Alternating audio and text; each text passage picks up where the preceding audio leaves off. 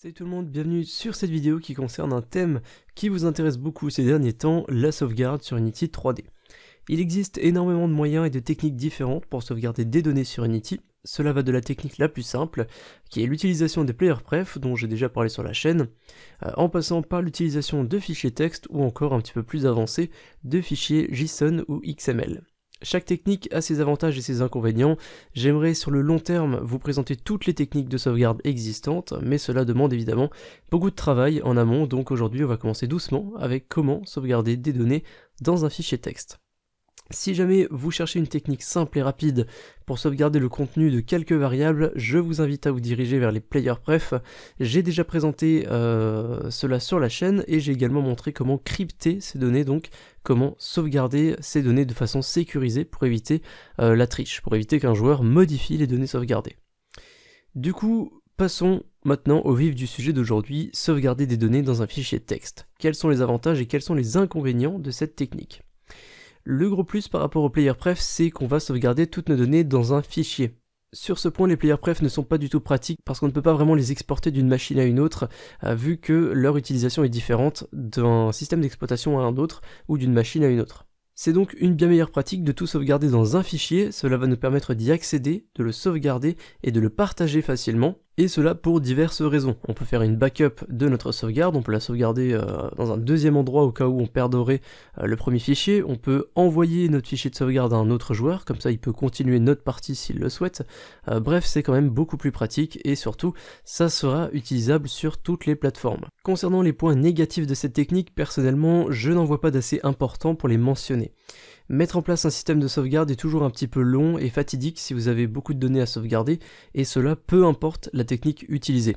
Si vraiment on cherche la petite bête, on peut dire qu'il y a un point semi-négatif sur cette technique, un point semi-négatif qui est en fait présent pour toutes les techniques existantes. Ce problème, c'est évidemment la sécurité. Évidemment, si on stocke nos données en clair dans un fichier texte, eh bien un joueur mal intentionné peut se rendre très facilement dans son fichier de sauvegarde et modifier les données comme bon lui semble. Mais bon. Comme je l'ai dit, ce problème il est récurrent sur toutes les techniques de sauvegarde et on peut le contourner assez facilement en cryptant nos données, chose que nous verrons ultérieurement. Je vous propose juste une courte démonstration avant de vous montrer comment mettre en place ce système de sauvegarde. Je suis dans un nouveau projet Unity, j'ai actuellement un script qui possède deux variables publiques, Goldcoin pour les pièces d'or et Silvercoin pour les pièces d'argent. À l'intérieur de ce script, j'ai mis en place le système de sauvegarde, donc ce système il va sauvegarder le contenu de ces deux variables dans un fichier texte, et j'ai évidemment mis aussi un système de chargement dans ce script qui va nous permettre de récupérer les données ultérieurement, donc lors d'une prochaine partie par exemple. Allez, je vais vous montrer, donc je vais appuyer sur Play. De base on voit que Goldcoin et Silvercoin sont tous les deux à 0. Je vais changer leur valeur, disons que je vais mettre 14 pièces d'or et 7 pièces d'argent. Je peux ensuite appuyer sur la touche S pour sauvegarder. On voit dans la console que un message me dit qu'une sauvegarde a été effectuée. Si maintenant je décide d'arrêter le jeu, et que je relance Unity, que je relance mon jeu en appuyant sur Play, on peut voir que les valeurs ne sont pas récupérées, ce qui est tout à fait logique parce que j'ai fait en sorte de charger les données si j'appuie sur la touche C. Donc je vais le faire, j'appuie sur C, et là on voit que on a récupéré 14 Goldcoin et 7 Silvercoin. On a également un message dans la console qui nous dit que le chargement a été effectué. Il est bien évidemment possible d'automatiser tout ce script sans avoir à appuyer sur S pour sauvegarder et sur C pour charger. Donc là c'est juste une démonstration très simple, très minime, et vous voyez déjà que le système fonctionne très très bien. La démonstration est terminée, commençons le tutoriel. Je suis sur un projet qui est entièrement vide. On va commencer par sauvegarder juste une donnée dans un fichier texte, et ensuite on améliorera notre système pour sauvegarder autant de données que vous voulez. Donc je vous propose de créer directement le script qui va nous permettre de sauvegarder et de charger des données. Donc dans le dossier Assets, je vais faire un clic droit, Create, C# Script. Ce script, je vais l'appeler Save Data. Évidemment pour le nom, vous choisissez ce que vous voulez, moi je donne ça à titre d'exemple. On va ouvrir Save Data dans notre éditeur de texte. On va faire les choses bien, les systèmes collections, on peut les enlever, on n'en aura pas besoin. Par contre, on aura besoin du namespace system.io. Donc on va mettre using system.io. Ce namespace permet la lecture et l'écriture de fichiers. En renseignant ce namespace en haut de notre script, on va pouvoir créer des fichiers, accéder à ces fichiers, écrire dedans, les sauvegarder, les supprimer. On va pouvoir faire plein de choses. On peut supprimer la fonction start, on n'en aura pas besoin. et le commentaire de la fonction update, on va s'en passer aussi. Par contre, la fonction update, on va en avoir besoin pour nos tests.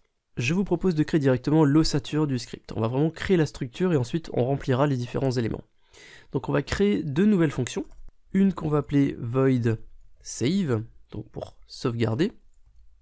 Et on va en créer une autre en dessous qu'on va appeler void load, qui elle va nous permettre de charger des données. Ces deux nouvelles fonctions, j'ai envie de les appeler si j'appuie sur une certaine touche. Donc je reprends l'exemple que j'ai utilisé dans la démonstration de cette vidéo, mais comme je l'ai dit, vous pouvez automatiser tout ça par la suite. Donc de mon côté, je vais faire en sorte que si j'appuie sur la touche S, je vais sauvegarder, et si j'appuie sur la touche C, je vais charger. Donc on va simplement faire une vérification sur nos inputs. Donc on vérifie si la touche keycode.s, donc la touche S du clavier, est appuyée. Si c'est le cas, on va appeler save. Et je vais simplement copier cette condition et je vais dire au contraire si j'appuie sur C, eh bien c'est load que je vais appeler. Donc voilà déjà une bonne partie de la structure de notre script qui est prête.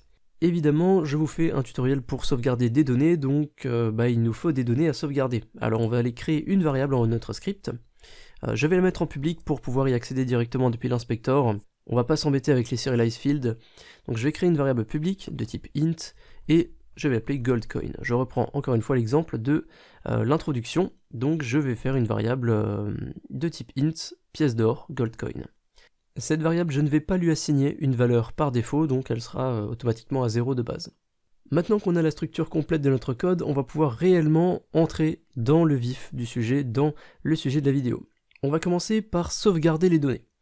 Donc dans la fonction save, on va écrire une ligne qui va nous permettre de sauvegarder la donnée qu'on a dans Goldcoin dans un fichier texte. Il faut savoir qu'un fichier texte ne prend par définition que du texte, ou plus précisément une chaîne de caractères. Donc on peut pas juste enregistrer Goldcoin comme ça là-dedans. Il faut d'abord qu'on transforme Goldcoin, le contenu de Goldcoin, en une chaîne de caractères. Vu que là Goldcoin est de type int, on aura forcément un chiffre ou un nombre à l'intérieur, donc il faut qu'on le transforme d'abord en chaîne de caractères. Pour ça, on va créer une variable temporaire saveString, qui évidemment sera de type string. Et on va dire que la valeur qu'on va envoyer à l'intérieur de saveString, ça va être Goldcoin, mais comme je l'ai dit, on peut pas mettre une int dans une string, les types de variables sont très importants, donc il faut qu'on fasse .toString pour transformer notre valeur Goldcoin, notre variable Goldcoin, en une chaîne de caractères. Donc imaginons que nous ayons un 5 dans Goldcoin, et bien là on aura toujours 5, mais sous forme de texte. Maintenant qu'on a les données à sauvegarder qui se trouvent dans saveString, ou plutôt la donnée, parce qu'on n'en a qu'une pour l'instant, on va pouvoir maintenant faire l'écriture réelle des données dans le fichier texte. Alors allons-y, je vais vous expliquer la ligne dans un instant, donc pas d'inquiétude. On va dire file.write all text. On va ouvrir la parenthèse, on va mettre application.datapath. On va mettre un plus, on va ouvrir des double quotes et on va mettre /data.txt. Et pour terminer, on met une virgule après la double quote et on met saveString, donc la variable qu'on a juste au-dessus. Que fait cette ligne? Eh bien cette ligne, elle est toute simple, elle est assez transparente en fait, si vous comprenez l'anglais, je pense que vous l'avez même déjà compris. Cette ligne, elle va créer un fichier de type texte, et ce fichier de type texte, où est-ce qu'on va le créer? On va le créer à application.datapath. Cette expression, qui est assez transparente, correspond en fait au chemin de notre dossier asset, de notre projet. Donc en gros, on précise que le fichier qu'on va créer, le fichier texte qu'on va créer, on va le créer dans notre dossier asset, directement dans notre projet Unity.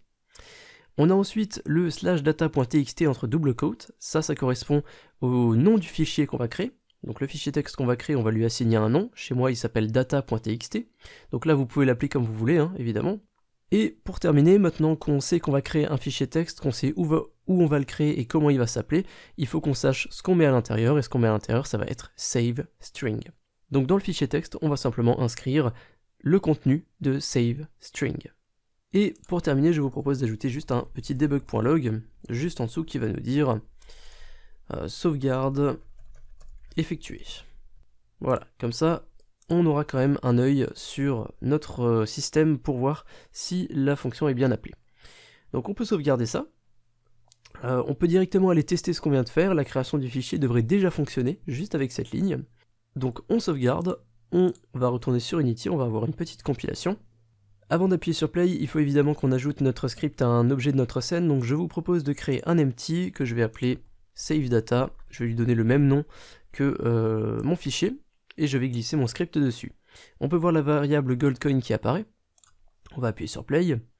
On va changer le contenu de la variable goldcoin, donc je vais mettre par exemple 5. Je vais appuyer sur la touche S de mon clavier, on voit dans la console qui a marqué sauvegarde effectuée. Si je ferme le mode play, que je vais dans mon dossier project ici, dans ma fenêtre project, que je fais clic droit, refresh, on peut voir qu'un fichier est apparu, ce fichier s'appelle data, et à droite dans l'inspecteur on a une preview de ce fichier, donc on voit ce qui est marqué à l'intérieur, et on peut voir qu'à l'intérieur il y a bien marqué 5. Donc 5 correspond simplement à ce que j'avais mis dans la variable goldcoin. Donc notre donnée a bien été sauvegardée. Pour la petite explication, pourquoi est-ce que j'ai fait un clic droit et j'ai cliqué sur refresh? Simplement parce que Unity ne compile pas toujours le projet après la création d'un fichier. Donc le fichier data.txt, il a bien été créé comme vous l'avez vu, il existe, mais il n'apparaissait pas dans la fenêtre project parce que Unity n'a pas rafraîchi la liste des fichiers qui se trouvent dans notre dossier asset. Donc si de votre côté le fichier data est apparu directement, et bien tant mieux, et s'il n'apparaît pas chez vous, eh bien faites un clic droit refresh et il devrait apparaître. Si jamais le fichier n'apparaît pas, c'est que vous vous êtes trompé dans le script, dans la ligne de création de fichier, donc là je vous invite à revenir un petit peu en arrière et à jeter un œil au script. Donc notre première mission est accomplie, on a réussi à sauvegarder une donnée. On va maintenant faire en sorte de pouvoir charger cette donnée lorsqu'on en a envie. Pour cela on va retourner dans notre script, et on va s'occuper maintenant de la fonction load. En réalité, pour récupérer le contenu d'un fichier texte, on n'a besoin que d'une ligne et elle va être encore plus simple que celle qu'on avait au moment de l'écriture. Donc on va commencer par créer une variable temporaire qu'on va appeler saveString. Je vais lui donner le même nom que celle qu'on avait en haut, donc toujours de type string. Et cette variable saveString, elle va simplement récupérer le fichier, donc on va dire file. Cette fois-ci, on ne veut pas écrire dans le fichier, on veut lire le fichier, donc on va dire read all texte, on va lire tout le texte qui se trouve à l'intérieur du fichier. Ce fichier, où est-ce qu'il se trouve? Eh bien il se trouve simplement à la racine de notre projet, donc application.datapath. On précise le nom du fichier à charger, /data.txt, et c'est tout, point virgule. Comme vous pouvez le voir, la ligne est en fait très ressemblante à l'autre, la seule différence c'est qu'ici on lit le texte au lieu de l'écrire, avec write ici. On précise toujours où se trouve le fichier et le nom du fichier. Et ici, on n'a pas besoin de préciser une autre variable parce qu'ici, on récupère les données. On n'inscrit pas quelque chose, on récupère l'ensemble dans saveString. Et maintenant, si on veut réellement charger notre donnée saveString et donc récupérer les goldcoins qu'on avait sauvegardés, il faut simplement qu'on attribue saveString à goldcoin. Sauf que vous allez voir que si je tape goldcoin égale saveString, ce qui paraît plutôt logique, eh bien on a une erreur. Si je passe la souris dessus, on me dit que impossible de convertir le type string en int. Ce qui est plutôt logique, on essaye de mettre une chaîne de caractères dans une variable de type int. Donc forcément, ça passe pas. Du coup, pour pallier à ce problème, on va faire l'inverse de ce qu'on a fait dans save. Donc dans save, on a transformé la int en string avec .toString, et ici on va transformer la string en int pour pouvoir la récupérer dans la variable. Alors la logique voudrait qu'on mette saveString.toInt, exactement comme on a ici pour la syntaxe, mais la logique n'est pas présente dans cette vidéo. Pour transformer une string en int, il va falloir qu'on fasse ce qu'on appelle un parse. Pour faire un parse, on va simplement préciser que nous, ce qu'on veut récupérer maintenant, c'est une int, donc on va dire int, point. On va faire un parse, on va ouvrir la parenthèse, et à l'intérieur, on va simplement mettre la donnée à transformer en int, donc là, ça va être saveString. Et c'est tout. Logiquement maintenant, goldcoin devrait récupérer la valeur initiale qui a été sauvegardée dans le fichier texte. Comme avant, on va ajouter un petit debug.log pour être sûr de faire la bonne récupération des données. Donc on va dire debug.log, on va faire pareil qu'avant, chargement effectué. Et on n'oublie pas le point virgule à la fin. On va pouvoir aller tester notre système, donc tout devrait fonctionner. Petite chose à savoir, si le fichier data existe déjà et qu'on essaie de sauvegarder par-dessus, eh bien le fichier initial data sera simplement remplacé par le nouveau. Donc ce qui est une très bonne chose en fait parce que ça veut dire qu'on n'a pas besoin de gérer l'éventualité où le fichier est déjà là. On n'a pas besoin de faire une condition du genre si on a déjà un fichier data, eh bien on va faire un data 1 ou alors on va écraser data. Tout ça c'est directement pris en compte dans la ligne write all text. Donc on va sauvegarder, on va retourner sur Unity. Je vais appuyer sur play, je vais aller sur mon objet saveData, je vais assigner une nouvelle valeur, on va refaire une sauvegarde, donc je vais sauvegarder 28 par exemple. J'appuie sur S, sauvegarde effectuée, je quitte le mode play, je relance, donc là on aura toujours 0, hein, on n'a pas mis de chargement automatique. Et ici, maintenant, si j'appuie sur C, on devrait récupérer 28 dans Save Data, ce qui est le cas, donc parfait, notre système de chargement fonctionne également. On a donc déjà un système de sauvegarde et de chargement simple et fonctionnel basé sur un fichier texte. Maintenant, je vous vois venir et je suis entièrement d'accord avec vous. Avec le script actuel, on ne peut sauvegarder et charger qu'une seule valeur, donc vous concevrez que ce n'est pas très pratique. On va donc modifier le script actuel pour pouvoir sauvegarder et charger plusieurs données à la fois.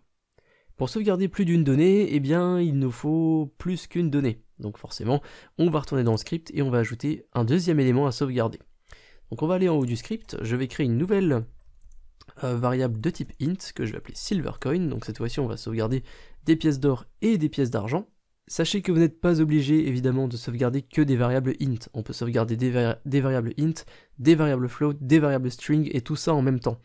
Je vous montrerai à la fin de la vidéo, une fois qu'on aura réalisé vraiment le tutoriel, comment prendre en compte, en plus de ces deux int, une variable de type string par exemple. Donc je vous montrerai ça après, pas d'inquiétude. Allez, on va passer donc à la suite pour sauvegarder plusieurs données. On va commencer par adapter la fonction save. Tout d'abord, il va falloir qu'on crée une nouvelle array de type string. Donc on va créer une string, si j'y arrive, voilà.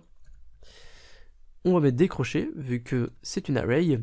On va l'appeler content, et on va dire que c'est égal à une nouvelle array de type string. Donc on va mettre string, de nouveau les crochets, et on va ouvrir cette array. N'oubliez pas également de mettre un point virgule à la fin de l'ouverture de cette nouvelle array.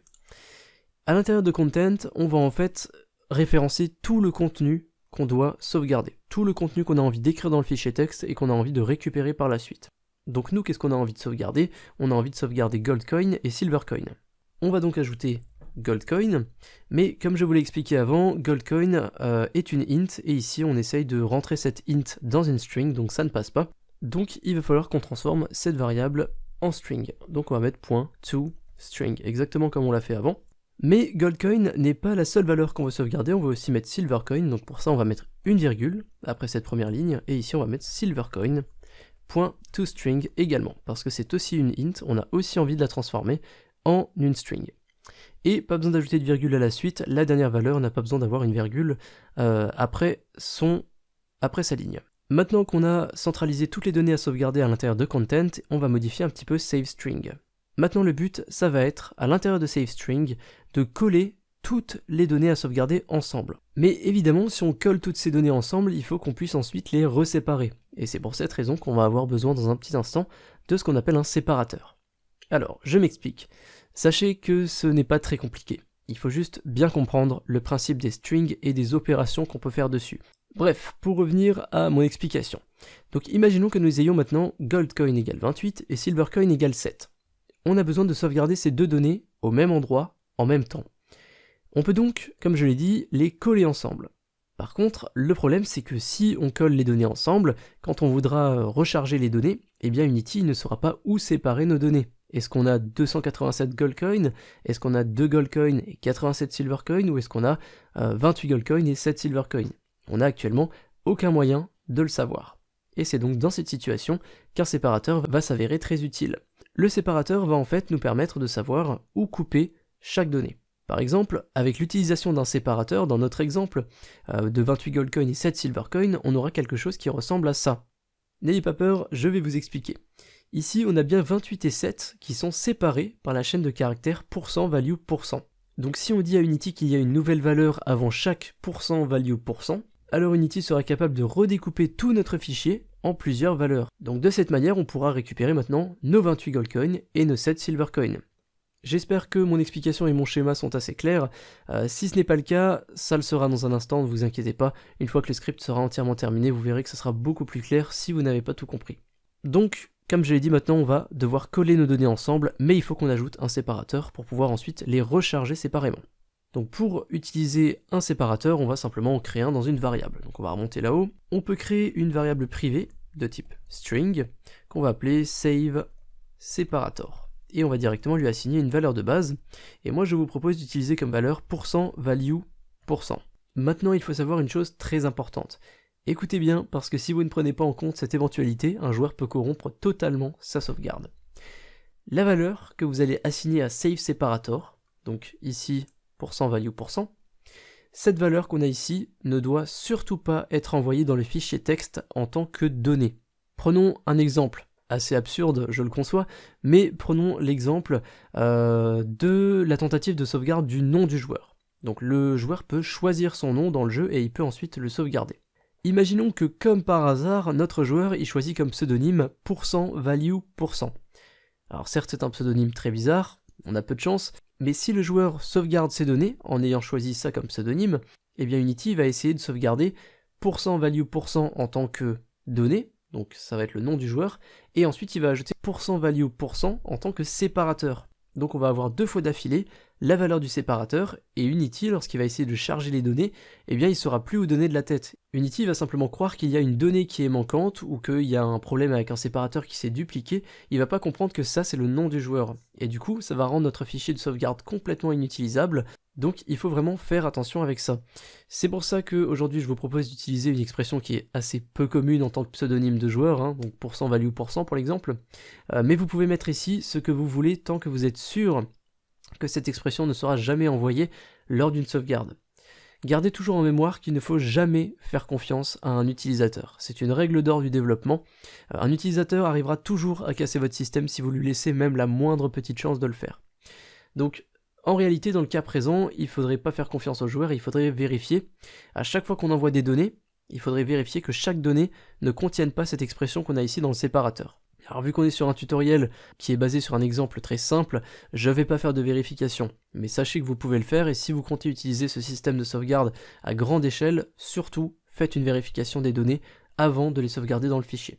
Voilà, je ferme la parenthèse sur la sécurité et la corruption des données.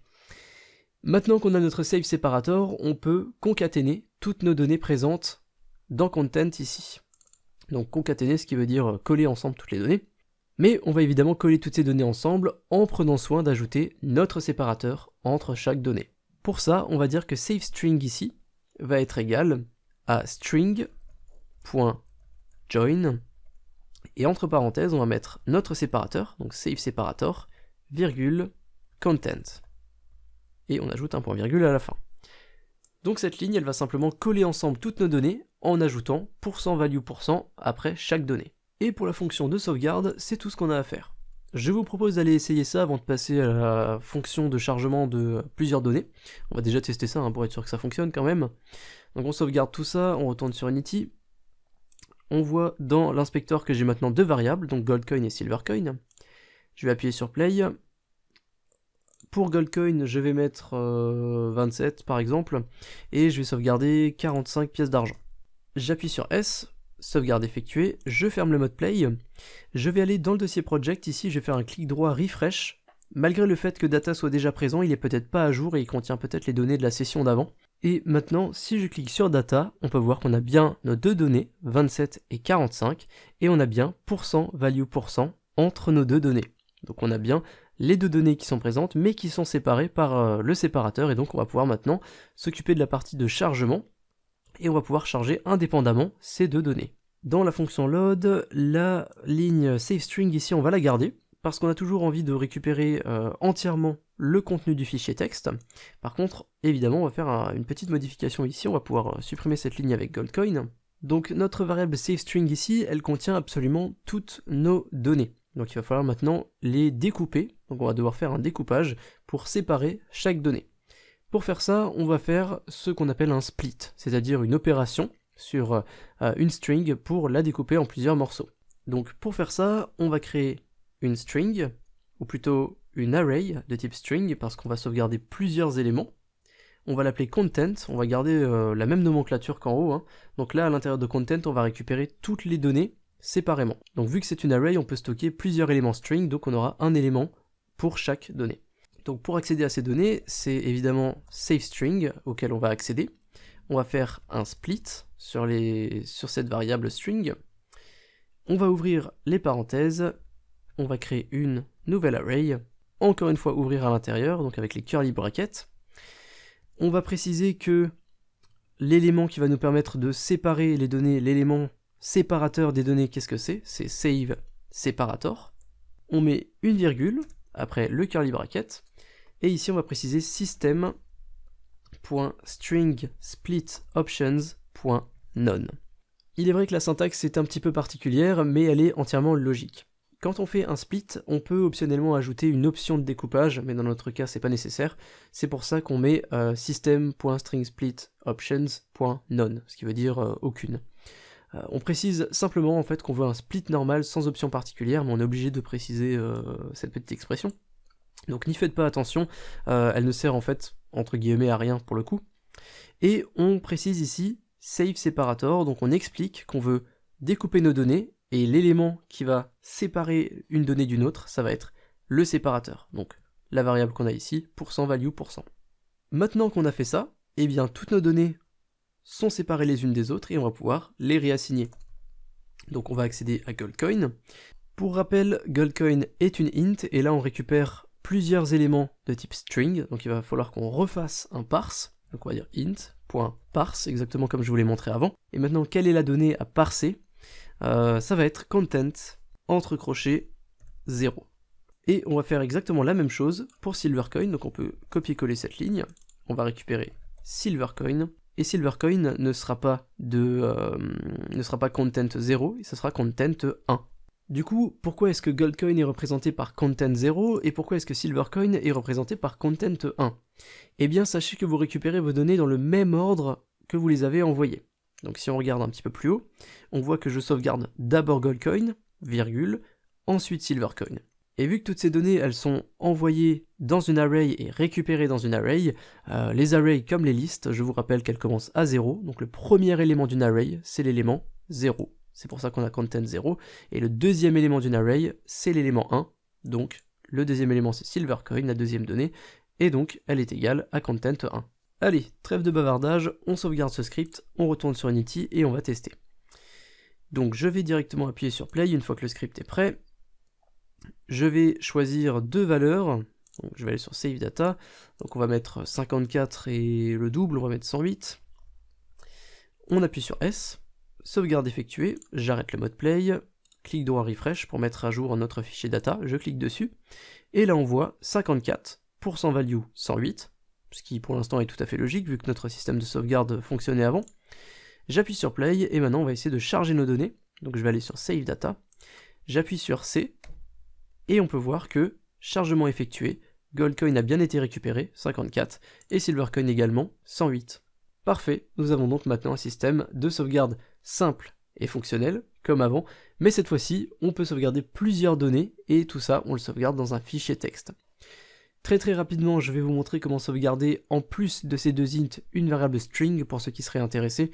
Il y a une toute petite particularité, mais vous allez voir ça, c'est vraiment rien de compliqué. Donc je vais retourner dans mon script, je vais aller tout en haut, je vais créer une variable publique de type string, je vais l'appeler characterName, donc ça va être le nom de mon personnage, je ne mets pas de valeur par défaut. On va ensuite aller dans la fonction save, j'ai envie de sauvegarder en plus de goldcoin et silvercoin ma nouvelle variable, donc je vais mettre une virgule après la ligne de silvercoin, et ici je vais simplement mettre characterName. Je n'ai rien d'autre à mettre. Pas de point toString, pas de virgule, simplement parce que c'est le dernier élément, donc pas de virgule après le dernier élément, hein, je l'ai déjà expliqué, mais surtout c'est déjà une string. CharacterName est déjà de type string, c'est déjà une chaîne de caractères, et vu qu'on l'envoie dans une array de type string, chaîne de caractères, eh bien pas besoin de faire d'opération là-dessus. On a un texte, on l'envoie vers du stockage texte.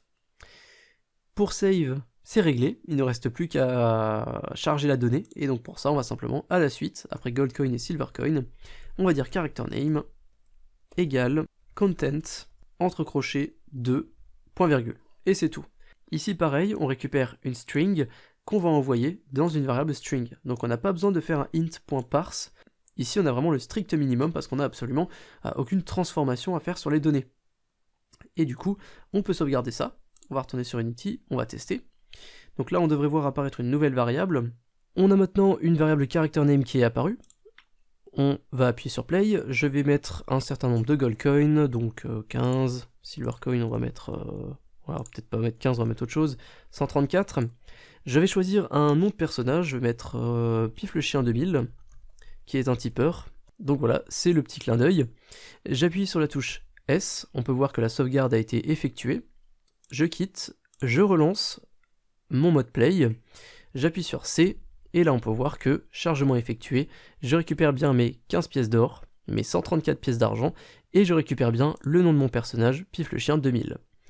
Du coup, si maintenant je fais un clic droit refresh dans le dossier project, je vais sur data, on peut voir qu'ici, toujours pareil, on a la première valeur sauvegardée, 15, % value %, la deuxième, 134, % value %, et la troisième donnée sauvegardée, qui cette fois-ci est une string, Pif le chien 2000. Donc, c'est impeccable, vous savez maintenant comment sauvegarder des données de tout type dans un fichier texte. J'espère que la vidéo vous a plu, j'ai vraiment essayé de faire au plus simple en expliquant tout ligne par ligne, donc j'espère que c'est assez clair pour tout le monde.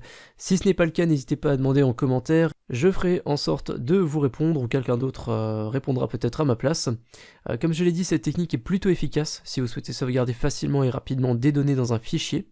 Gardez à l'esprit que le fichier qu'on a sauvegardé ici, donc le fichier data, n'est pas crypté, mais dans les prochains jours je vais me pencher sur le cryptage de ce type de fichier, donc je ferai très probablement une vidéo complémentaire où je vous montrerai comment crypter le contenu sauvegardé via cette technique de sauvegarde.